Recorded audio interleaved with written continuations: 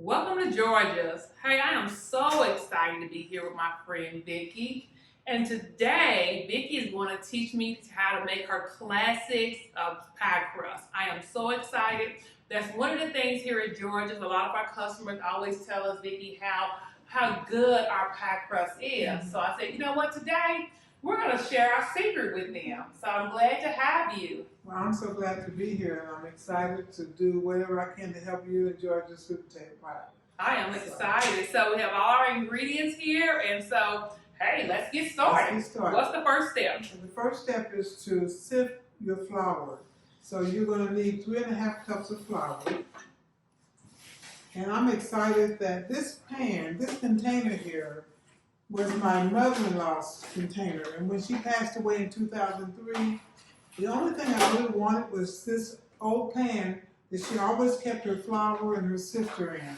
Wow. So I'm bringing a little bit of history and family tradition into making this crust today. And Mama Rosie, is that your mother-in-law's name? Yeah, her name is Mama Rosie. We call her Mama Rosie. Her name is Rosie. So right now I put 1.5 cups, and then I'm going to sift this, and then I'll add some more. Is that okay? Sounds good. And you may want to go ahead and put your salt in there as well. Okay. So 3.5 cups of flour, 1.5 teaspoons of salt. So is it okay to put a little salt in here now, and then put the rest of the salt with the rest? Okay. Better. Yes. Perfect. So right now you have 1.5 cups in here. Yes. And then I'm going to go ahead and add a little more. You know, I'm originally from Maysville, Kentucky, and my sister Joyce, who passed on a number of years ago, was really known for her transparent pies and her homemade yeast rolls.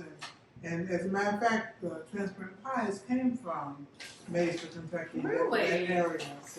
So do you think that Georgia can do a little magic with that transparent pie and maybe put a little magic touch on it? What do you think? We're going to work on that. Okay, I'm excited about that. So stay tuned. We will be doing a sweet potato transparent pie. That's our little sweet potato magic. Yeah, I love it. So let me put the rest of my salt. Yes. Because I went on and added the other, I guess it was 2 cups, which is 3.5. I added 1.5 cups at first. And then I went on and added the rest. And look like this sifter done been around for a while. Again, it was Mama Rosie's. This pan and this sifter is probably about, at least the pan is about 40 years old. Wow. Well, that's older than me. Yeah.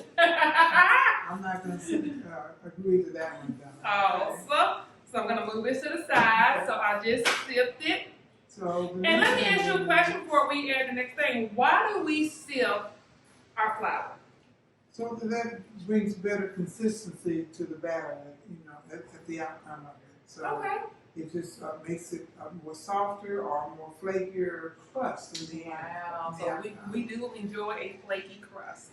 So what's my next step? Next is the combination of real butter and Crisco. So let you guys see that. You can see the butter and Crisco mixed together. So it's 1/2 cup of Crisco and 1/2 cup of butter. And making that hard will also help the fat to not separate from the batter once you start the kneading process. So you need all of that. Now everybody doesn't always use butter and lard or Crisco. Sometimes people just use nothing but Crisco, but I have found that using that butter gives it a better flakiness and a better outcome and a prettier crust. And I will tell you, at Georgia's, we use real butter, nothing imitation butter or margarine. We use the real stuff. The real thing. We use the stuff that Mama Rosie would have used 40 plus years ago. And she would have. That's it. We keep it basic. And it's better for you. Real butter is really better for you physically. It is. I heard that. Than the artificial butter. So now you're going to knead it. Awesome. And we want to knead that so that all of that butter and that Crisco is mixed in really good. So am I kneading with my cutter? Yeah, with your cutter. Okay, Knead awesome. with your cutter. So what I'm gonna get in here and just see if you guys can breaking down that butter and that Crisco into small little pieces so it'll help make the crust flaky. So I'm gonna get this in here really good. I don't know about you, Vicki, but for me, baking is part of my meditation. It's just, it helps with my sensory disorder. It just really just helped me to be able to relax. Well, I enjoy baking. I enjoy the outcome of it, you know, the outcome of the product, and hopefully people are really pleased when they taste what I bake. So. Well, I enjoy your outcome too because I love to eat your chocolate cake. So I enjoy the outcome. I just don't bake for myself. I love it. I love to bake with love. I bake with love. So, how much longer? How much longer? Does it look good? No, you need to do it more. A little more. In the freezer. Awesome.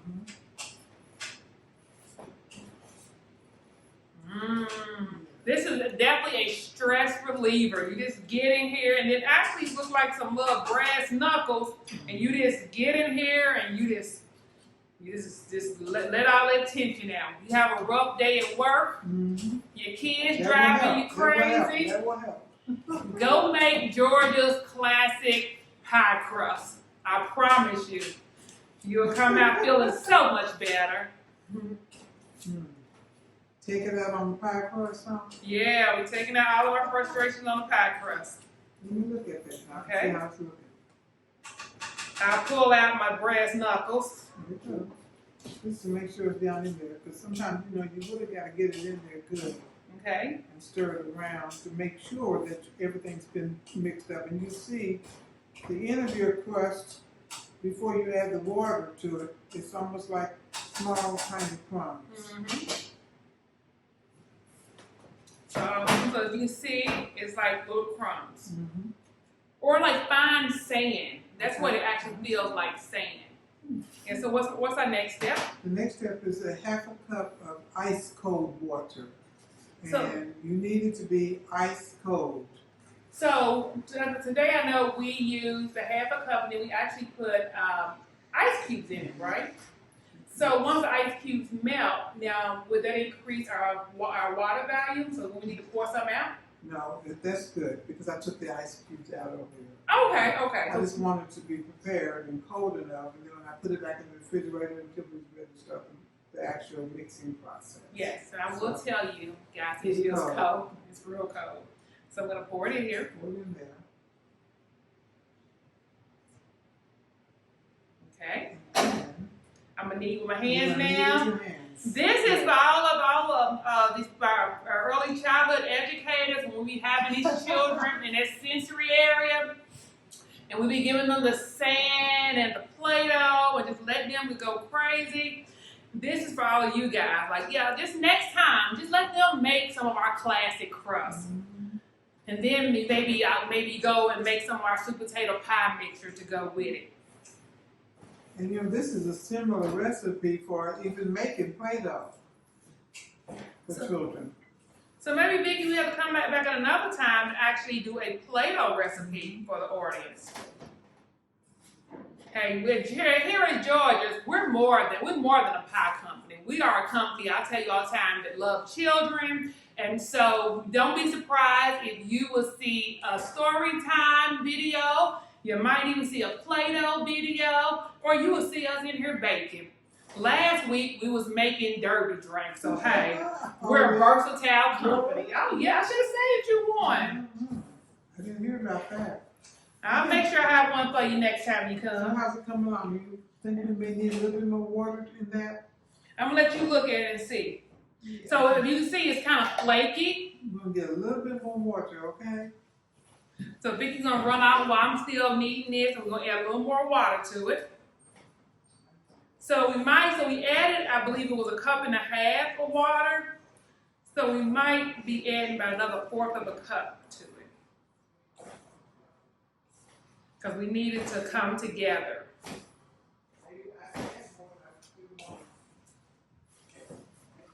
just get in here and you just knead this together. How much more water are we adding? Well, it's, you know, About a that's fourth hard of to a tell cup. because, yeah. It's what I think we're adding not about. that much. And just a few drops to make sure that we get it ready for it to be able to be rolled out. See if you guys can see it. The recipe does call for, again, a half a cup of water, but sometimes I add a little more to the batter. And so now I'm telling you, it's becoming sticky, and it's actually coming together in a ball. So now that's how you know that you have enough water in it, when it start coming together in a ball, as you guys can see. That's how you know you got enough water. So sometimes the more you make a recipe, you know, you can know how to add a little more of this or take away a little more of that, you know, to get it to where you want it to be. So it's looking good. Is it ready for us to go on our table? Yeah, just like awesome. Sounds great. So do we? I remember my dad used to make homemade biscuits, and one of the things he used to do was always put a little flour on his baking surface so it wouldn't stick, and on his rolling pin. Yeah. So was that one of the things that Mama Rosie taught you also? Yes, that's what I would do. So we're just gonna put just a little bit of flour, not a whole lot, but this to kind of help your dough won't stick to your surface and your rolling pin. So we're just gonna put just a little bit on the surface.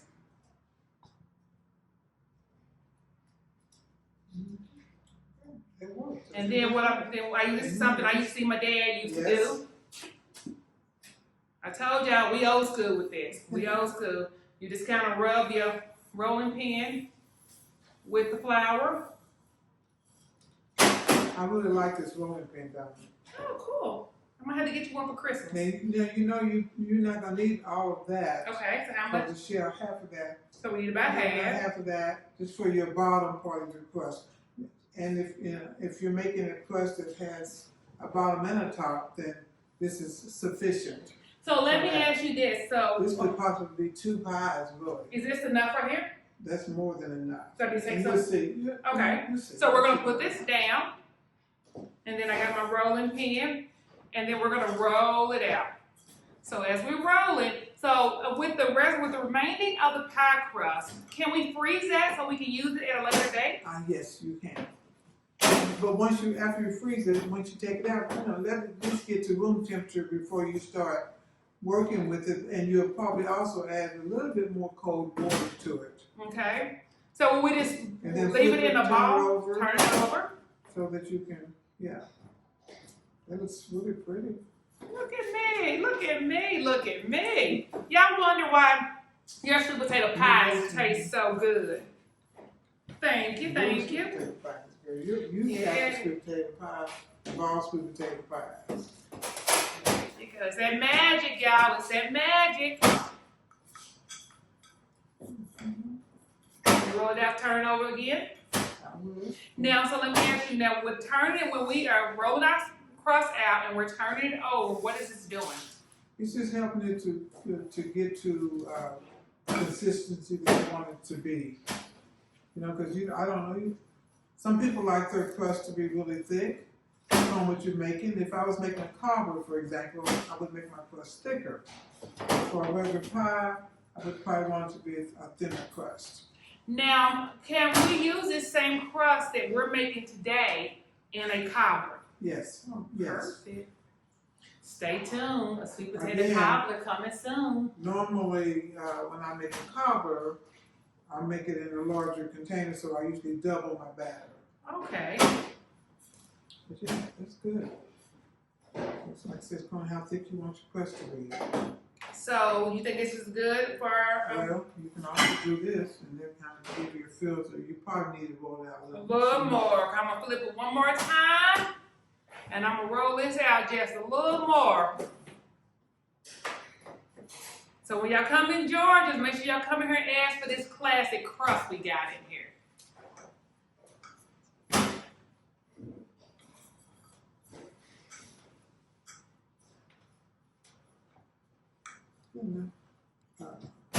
I really like that.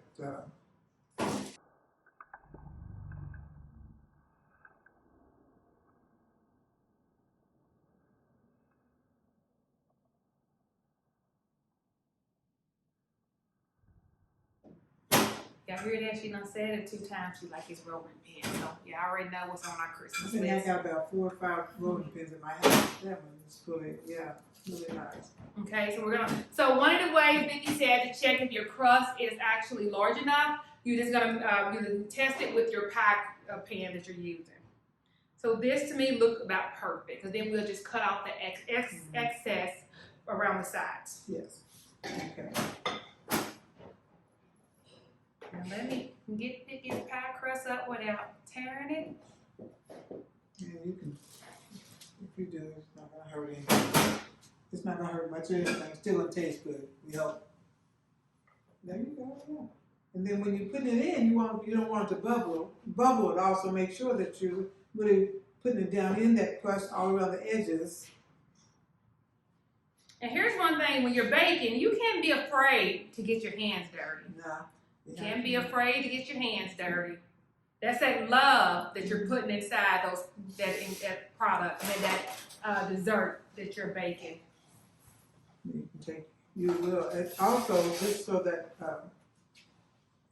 you don't get a lot of air in your crust and your pie, you will take your knife and make some holes or some darts in the bottom of it. Perfect. So we're gonna add a smiley face. A smiley face. Can y'all see our smiley face? So we add a smiley face. And then we're just gonna take just a little bit off the sides. Yeah. Just a little bit. And you can just use a little butter knife. Mm-hmm. Yeah. And if you want to get fancy, you can crimp your sides if you want to get fancy with it. Now I'm going to recommend that you roll out this extra dough and maybe twist it around the edges to make it really pretty when it bakes. Here we go. And just make sure you leave a little extra when you cut it on the sides, just because once you put it in the oven to pre-bake, it will settle some. So you want to make sure you leave a little bit hanging from the sides, so it won't sink into your pan. Yeah. So awesome. So you said we're gonna make some real pretty things. I'm gonna get you to show me. What are we doing next? Just take your rolling pin and roll that out. Okay. Lengthwise.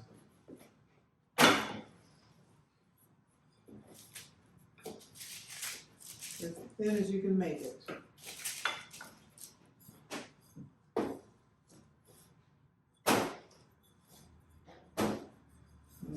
Turn it over again.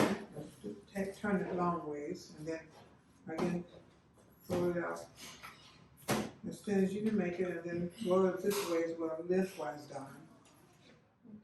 So we're going to extend as much as you can, and you're just gonna, maybe cut it off.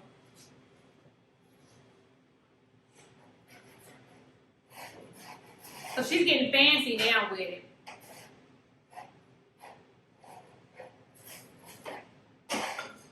Maybe just do a twist. So what she did was we rolled the crust out, the excess crust until it got really thin, and then she cut the 2 ends, and then she just twisted it. And this will go on the side of the pie. So you can just do it that way, and then you doing the next piece, okay? And then secure it in there. That'll help also to keep it from going down in the batter and giving it a nice look at the end. And get it straight. You know what? I think that pie crust tells us it doesn't want to be fancy today. It just want to be basic today. So I think that's what that pie crust is telling us. So now one thing we always do, we always pre-bake our crust. So we're gonna go put this pie crust in the oven for like 10 minutes, let it pre-bake. Don't forget to make sure you have plenty of holes at the bottom, just so it won't bubble up on you. And then when we come back, you will see the finished product. See you in a few.